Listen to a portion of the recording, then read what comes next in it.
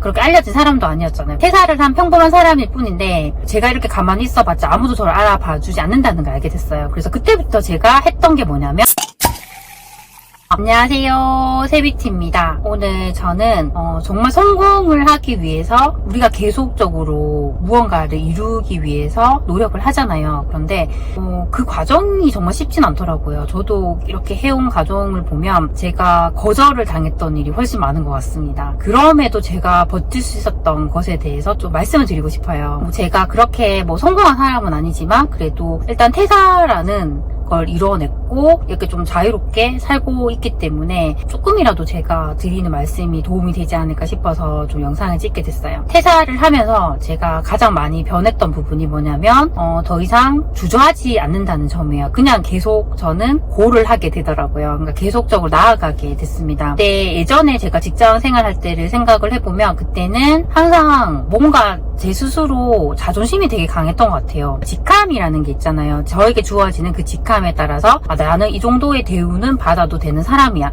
스스로 그런 게 있었던 것 같아요. 근데 제가 그냥 가만히 있어도 제 후배들도 있었고 그런 분들이 저를 어느 정도 대우를 해줬던 것 같아요. 예전에 학교 다닐 때 친구를 사귈 때도 제가 거절을 당할까봐 친구에게 먼저 다가가지 못했어요. 혹시나 내가 친구가 되고 싶다고 말을 했는데 그 친구가 싫다고 하면 너무 마음에 상처를 받잖아요. 그래서 아예 그런 말조차 하지 않고 혼자 시간을 보내고 혼자 밥을 먹고 그랬던 사람이었어요. 근데 그게 근데 잘 고쳐지지가 않았어요. 그 직장 생활을 할 때도 제가 좀 많이 내향적인 사람이었어요. 그래서 먼저 다가가지 못하고 항상 다가와주길 혼자 바랬던 그런 사람인 것 같아요. 제가 퇴사 준비를 하면서 본격적으로 블로그 글을 쓸 때도 그랬던 것 같아요. 그때도 내가 이렇게 글을 썼는데 사람들이 아무도 댓글을 달아주지 않으면 어떡하지? 아무도 공감을 눌러주지 않으면 어떡하지? 그런 두려움이 있었어요. 그런 두려움이 생기니까 제가 글을 계속 쓸 수가 없더라고요. 어느 날부터는 그냥 그 댓글이 달리든 안 달리든 공감을 누르든 안 누르든 나는 신경 쓰지 말자. 나는 그냥 내가 하고 싶은 이야기를 써보자. 이렇게 마음을 고쳐먹었어요. 그렇게 하면서 제가 매일매일 그렇게 글을 몇 년 동안 계속 쓰게 된 것 같습니다. 내가 거절 당할까봐 두려워서 아무것도 하지 않으면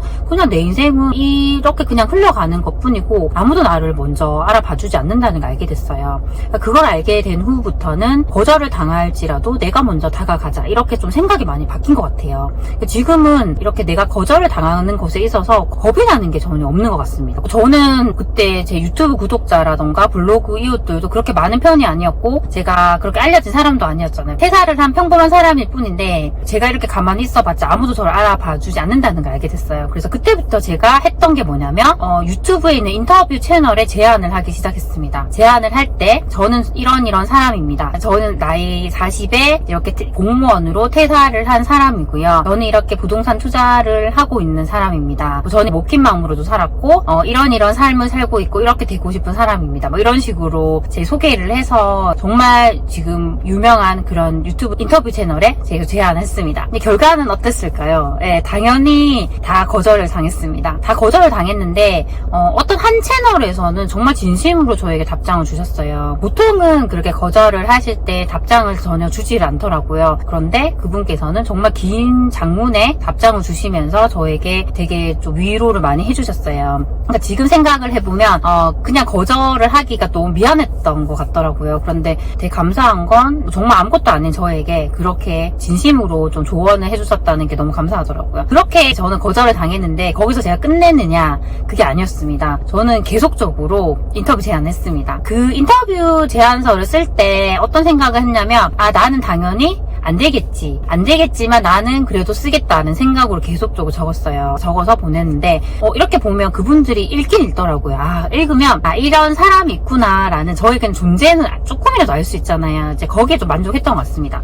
그러다가 처음으로 저의 인터뷰 제안을 받아주셨던 곳이 있습니다. 거기가 싱글파이어라는 채널이었어요. 갑자기 제가 메일을 보내고 운동을 갔다 왔는데 모르는 번호로 전화가 와 있더라고요. 근데 예감이 왠지 그 싱글파이어에서 연락이 온 것 같다는 생각이 들어서 전화를 했더니 정말 거기 계신 작가님이셨어요. 네, 거기 계신 희은 작가님이셨습니다. 그래서 그분께서 정말 이 스토리를 보니까 이제 본인들이 원하는 그런 사람이라고 하시더라고요. 그 전에 싱글파이어 같은 경우에 남자분들이 많이 출연하셨는데 이런 여자분을 찾고 있었는데 적합한 사람인 것 같다 이렇게 얘기하시고 나를 정해서 제가 사는 곳을 오시겠다고 하더라고요. 그래서 저는 너무 놀랬던 게 제가 찾아가야 되는 입장인데 저를 보러 오겠다고 하니까 그게 너무 감사하더라고요. 그래서 그렇게 인터뷰를 처음으로 하게 됐습니다. 처음에는 너무 떨렸는데 정말 잘 해주셔가지고 인터뷰를 잘 했던 것 같습니다. 그게 어떻게 보면 저에게 있어서 되게 큰 전환점이 되었던 것 같아요. 딱 그 시기에 얼마 있지 않아서 책이 나왔는데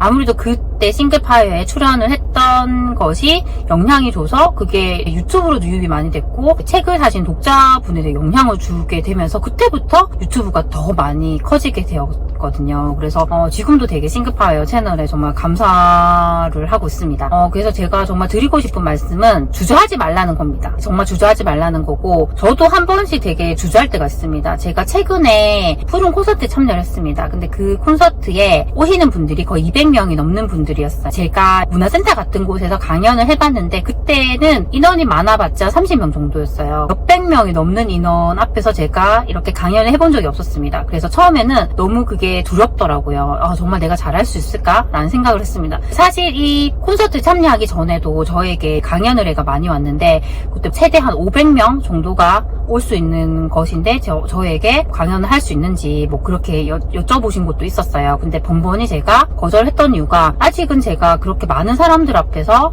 강연을 할 준비가 안 되어 있다고 제 스스로 또 이렇게 허들을 이렇게 만들었던 거예요. 그랬는데 이번에 이렇게 푸른 콘서트라는 거 참여를 하게 돼서 저에게 기회가 주어졌으니까 하고 싶더라고요. 그래서 어떻게든 했습니다. 그 200명이 넘는 분들 앞에서 이렇게 강연을 해냈어요. 근데 그 강연이 제가 잘했든 못했든 그 결과가 중요한 게 아니라 중요한 건 뭐냐면 또 제가 하나의 산을 넘었다는 게 되게 중요해요. 그걸 하고 나니까 이제 앞으로 정말 300명이든 500명이든 그런 규모의 강연을 난 정말 할 수 있겠다는 자신감이 생기더라고요. 항상 제가 뭔가를 할 때 그래도 내가 그걸 한번 해보겠다, 난 앞으로 한번 가보겠다라는 생각을 했기 때문에 그게 가능했던 것 같더라고요. 근데 만약에 제가 계속 제 자존심만 내세우고 했다면 정말 그런 기회가 없었을 것 같다는 생각을 많이 했습니다. 저희 소친님들 중에도 퇴사를 하고 싶어하는 분들도 분명히 있을 것 같아요. 그렇다면 저는 미리 준비가 있어야 된다고 생각을 합니다. 그 준비라는 것이 나의 자존심을 버리고서라도 나를 드러내려고 하는 그런 게 필요할 것 같아요. 결국에는 우리가 퇴사를 하고 밖에 나오게 되면 이렇게 나를 홍보를 해야 돼요. 나라는 사람을. 저는 영업 같은 일을 절대 할 수 없는 사람이라고 생각을 했습니다. 그런 분들은 적극적으로 다가가서 어필을 해야 되잖아요. 저는 그게 아무나 할 수 없는 거라고 생각을 했고 자신이 없었는데 제가 이렇게 퇴사를 하면서 느꼈던 게 이게 그냥 영업과 똑같은 거예요. 나라는 사람을 내가 적극적으로 어필을 해야 되는 거예요. 이렇게 어필을 해야지 그 상대방이 저를 한 번이라도 쳐다보아 봐주게 되고 저에게 기회를 주게 되더라고요. 그런 걸 되게 많이 느꼈고 우리가 이제 거절을 되게 두려워하면 안 될 것 같아요. 저도 지금도